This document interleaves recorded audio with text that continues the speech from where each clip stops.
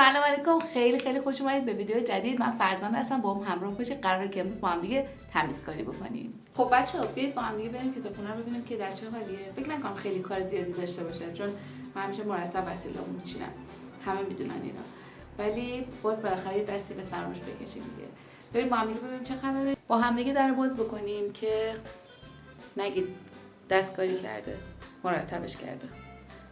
بسم الله الرحمن الرحیم.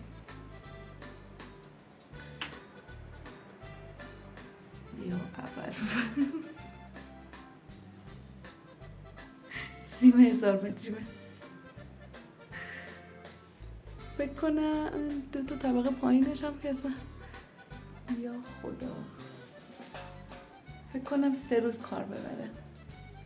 همیشه مرتبم، من نمیدونم اینا چرا اینطوری میکنن. همه میدونن که من مرتبم.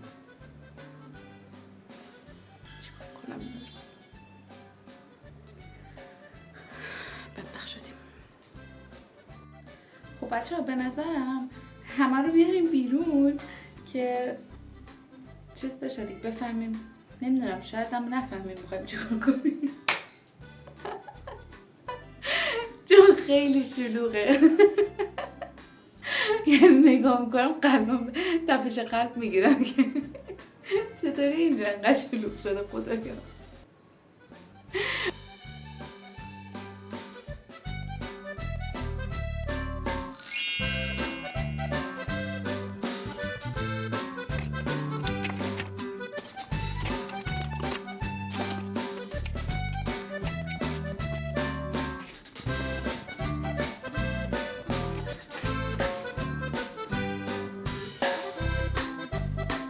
پاسپورتم. وای خدای من. مدرسه فکر کنم برای 1000 سال قبله. خب بچه ها، خالی کردم همه رو. طبقه بالا، اینجا این که از طبقه پایینش. اینا تمام چیزایی بودن که توی کتابخونه بودن، ریختمشون بیرون. بریم حالا با هم دیگه مرتبشون بکنیم. اونا اسباب بازی آیهانه. اینم اسب فیلیشه. گفته همینجا باید پارک بشه، به خاطر من جابجاش نکردم. اون روز جابجا کردم بودم، ما گفتش که خاله این جا پارکش اینجاست. واسه دیگه منم گذاشتم اونجا بمونه. بریم ببینیم چیکار می‌خوایم بکنیم. حالا باید از کجا شروع کنم؟ این چیه؟ چقدر سنگینه. آلبوم میکنم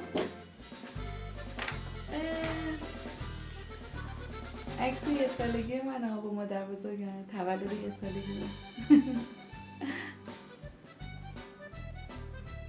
اینم عکس فکر کنم من 1 سالمه. نه من نزدیک 2 سالمه، داداشم نزدیک 1 سالشه، چون ما 1 سال با هم دیگه اختلاف سن داریم. بعد خدا شکر از اول همیشه زورگو بودم. همه جایی ثابت شده که من زورگو. اینا برای وقتی که تدریس میکردم، آموزشگاه که تدریس میکردم، زبان و ریاضی درس میدادم. بعد هم برای کنکور هم برای ترمیک و اینا. بعد اینا از اون دوره موندن. اینا رو یه سری جزوه‌های مختلف رو چیز میکردم، دانلود میکردم. بعد از روی اینا حالا یا تمرین میدونستم. ببینید اینجا سوال داره، سوالش رو میدادم بچه. ولی این جزوه تمیزه چطور بکنم؟ بدم مامان بده به دوستاش و بچه هاشون اگر که کنکوری شده. مثلا این زبان 10، این زبان 11. حالا وسط مسطش مثلثات این چیزا هم داره ها، ریاضی اینو داره. بعد اینم که اصلا ریاضی 3 تجربی. 3 تا جزوه تمیزه. بدم اینا رو چیز بکنم. این تقدیم میشه بگه دانش آموز کوشا.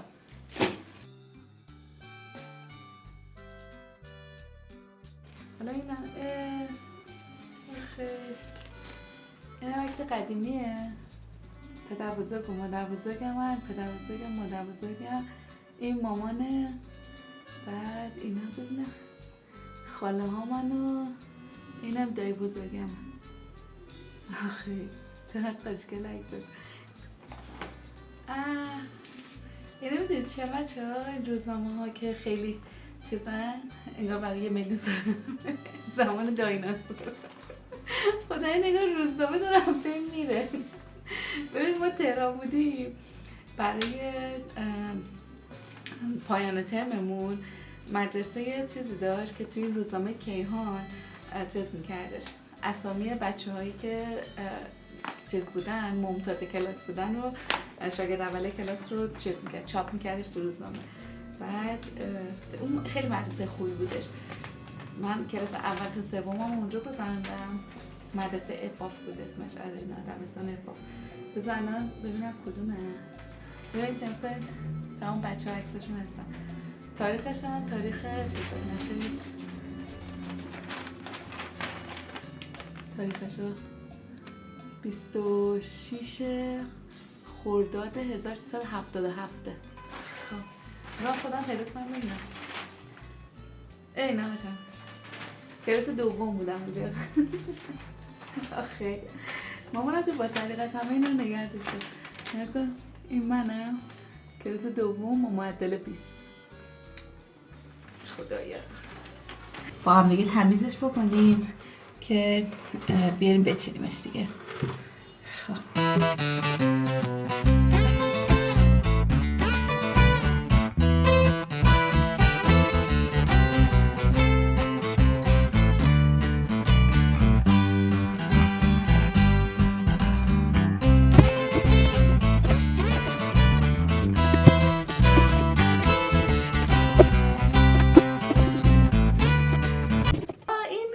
اولین گوشی بود که خریدم. ببینید اینقدر دوستش دارم.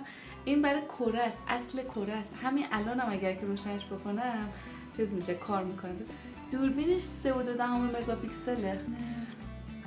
اینو خیلی دوست دارم. دیگه فرصت نکردم که طراحی بکنم. ببینید اینا حالت 3 بعدی دارن.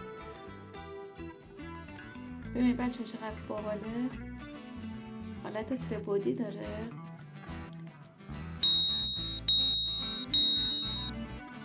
تغییر زاویه دوربین چقدر تغییر میکنه. در صورتی که من اینو اینطوری برش دادم، این اینجوریه. طرحی خوشگلی دارم اونجا، ببینید حالشو ببرید. خدایا هر روز این همه مونده. خدایا خودت کمک کن.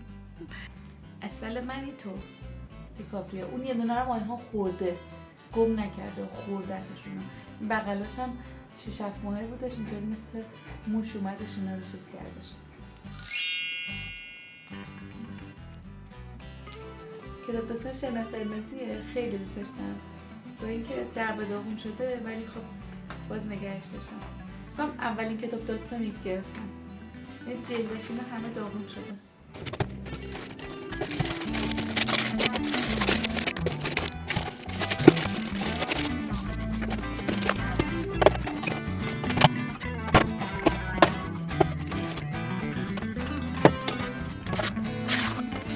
بریم سراغ کتابای زبان و دانشگاهی و اینا، ببینم که چی لازمه که نگه دارم، چی لازمه که بدیم بره انشالله.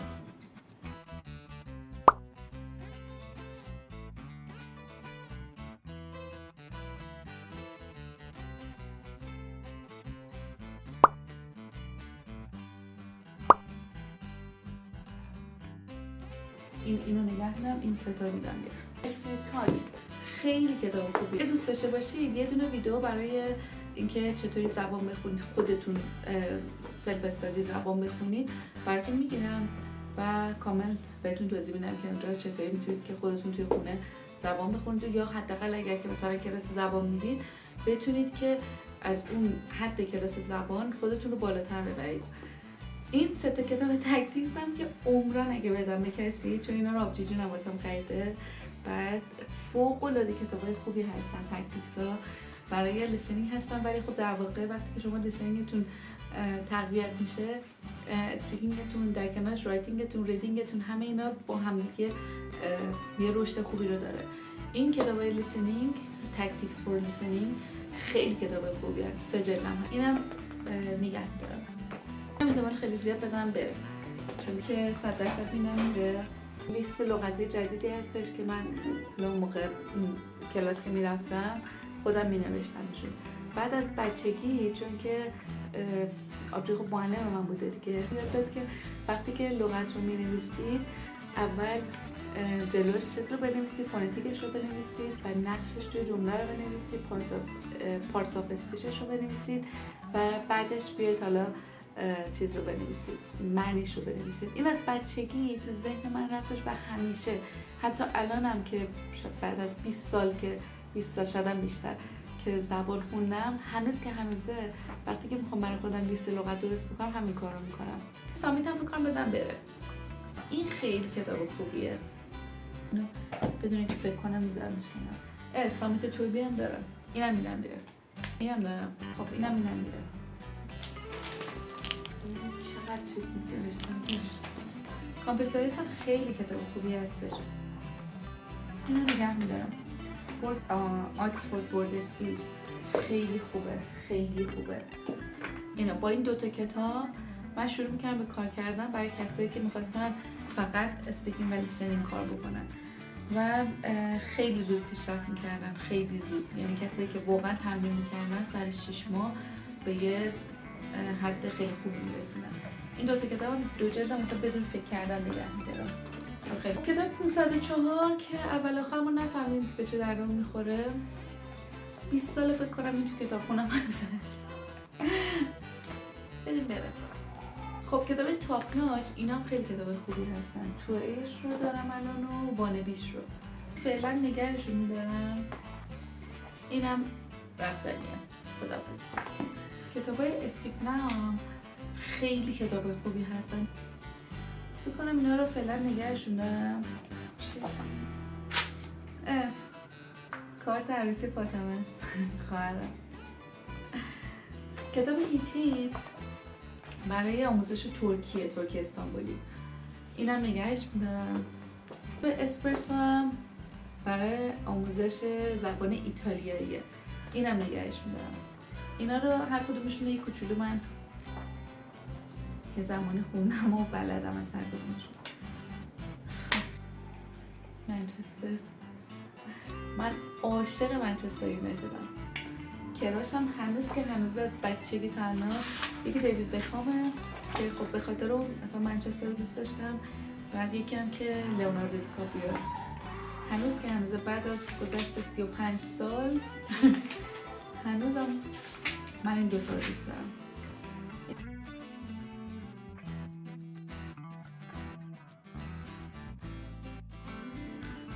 میدم میره اینا رو.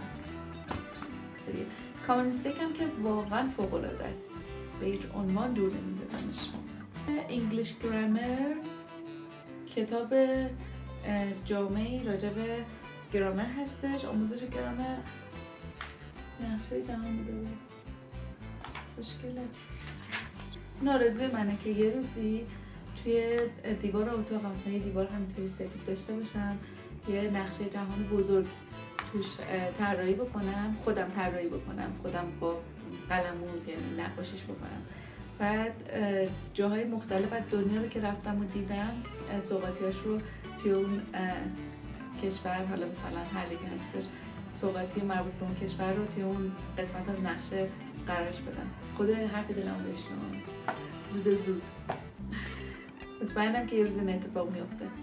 قطعا یه روز این اتفاق میفته. با هم دیگه نقشه رو میکشیم و دونه سوغاتیایی رو که از هر گوشه از دنیا جمع کردم و توی اون نقشه قرار میدیم. خب نه میرمش بره بذار کسی دیگه استفاده بکنه ازش. دیکشنری فارسی انگلیسی به فارسی هستش. اینم فعلا نگهش میدارم. بعد رسیدیم به کتابای معماری. به اینا رو یادگاری میخوام نگهشون دارم. تاریخ معماری یه وقتی حوصله‌ام میگیره اینا رو میخونمشون. خیلی دوست دارم. اینا دفترایی هستن که بچه‌ها من دفترامو که مثلا یه بخش مثلا چند تا صفحه ازش که میمونه سفید میمونه دور نمیندازم. شما هم این کارو بکنید، نگهشون دارید، برگه‌های سفیدی که توش هستش رو استفاده بکنید، دور نریزید. کاغذ خیلی ارزشمنده.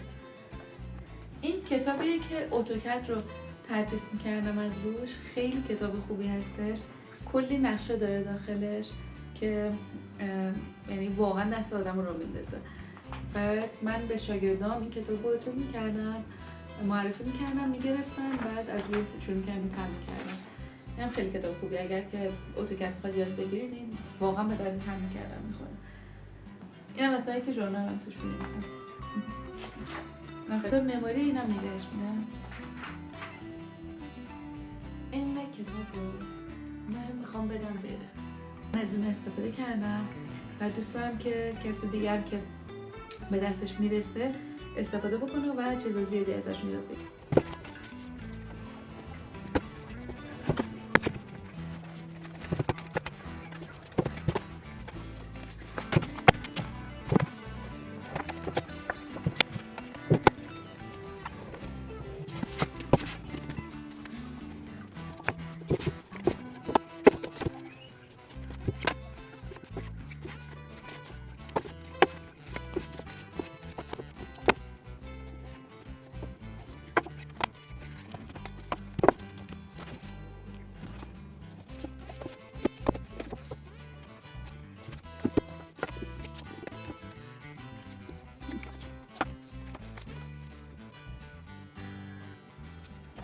خب بچه ها، من تقریبا کتابخونه چیدمش. یه سری چیزایی رو که لازم نداشتم گذاشتم بالا، مثلا این کارتون گوشی و اینجور چیزا. بعد دیگه اینجا رو که اینطوری چیدمش دیگه. اینم که کتاب زبانم. کتاب زبانم فقط از اینکه دارن نفس میکشن، یعنی واقعا خوشحالم، خیلی خوب شد. بعد قسمت پایینم که اینطوری چیدم، یه ذره خورده پورده مونده. این دوتا رو ببینید، این دوتا نوار کاستایی هستن که ببینید الان برای اینترچنج سبز هستش. زمانی که ما کلاس زبان میرفتیم دقیانوس زمان دقیانوس که ما میرفتیم کلاس زبان، CD و اینا نبودش. 2 سال اول فکر میکنم، 2 سال یا 3 سال، فکر کنم 2 سال اولی که من میخوندم با این نوار کاستا میخوندم. این دوتا رو یادگار نگه داشتمشون. اینم واکمنمه که جایزه گرفتم، سال اول راهنمایی بودم. اون وقتی که دفتر داشتم، دفتر چاپ و تبلیغات داشتم، یه سری کارا رو با این چرما انجام میدادیم. بعد اینا رو از اون موقع نگه داشتم. سالم هم هستش، دلم نمیاد بندازم بره. میگم حالا بالاخره یه کیف پولی چیزی آدم باش درست میکنم. حالا اینا رو نگهشون میدارم. یه جایی هم برای این باید درست بکنم. ولی بریم ناهار بخوریم، خیلی گشنمه. الان دیگه ساعت 6 بعد از ظهر. من تقریبا از ساعت 1 شروع کردم به کار کردن. ناهار بخوریم، بعدش بریم یه گشتی توی فردیس بزنیم و یه چیزی رو ببینم حالا چی به دلم میشینه انتخاب بکنم بگیرم، به نیت این که به زودی زود انشالله تو دانشگاهی که دوست دارم دانشجو بشم.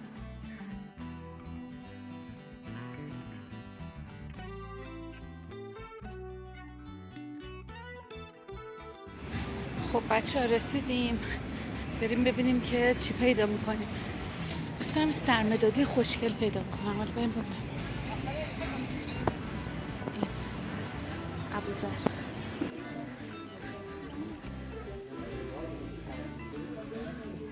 سرمدادیش اینجا.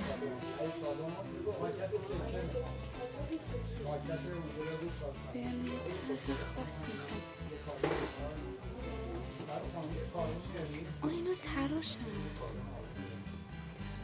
فکر کنم سرمدادی. آره اینا سرمدادی. آبجوی رکسی رو پیدا کردم. نه اینجا اون چیزی که من بخواستم و نداشتش. بچه یه لوازم تحریر پیدا کردم. ببینیم چه خبره.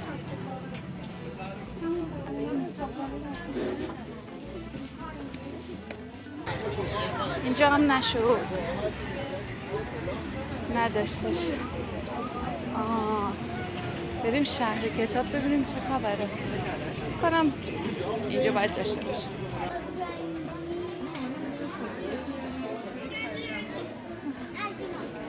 قسمت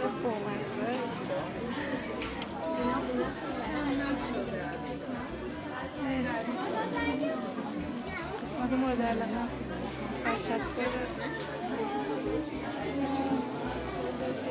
این خیلی خوشگله. چقدر بامزه است. بابای رکسی پاتریک فضا و نورد میخوام. چقدر باحاله. مداده بعد سرش هم توی از سریع خوشگله. خب بچه ها سرمدادی که نداشتن ولی میگم که یه دونه اتود بردارم. خیلی وقت اتود نگرفتم.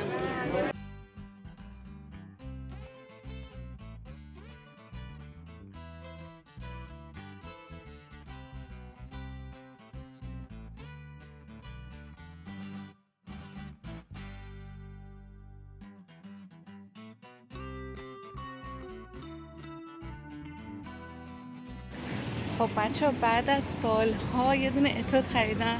خیلی خوشگل خوش رنگ، خیلی دوستش دارم. انشالله که هر چه زودتر بتونم توی دانشگاه ازش استفاده بکنم. خیلی بهم چسبید، خیلی حال داد. خیلی ممنونم از اینکه این ویدیو رو دیدید، وقت گذاشتید. امیدوارم که همیشه تنتون سلامت باشه، دلتون خوش باشه، جیباتون پر از پول باشه و به هر آرزویی که دارید برسید.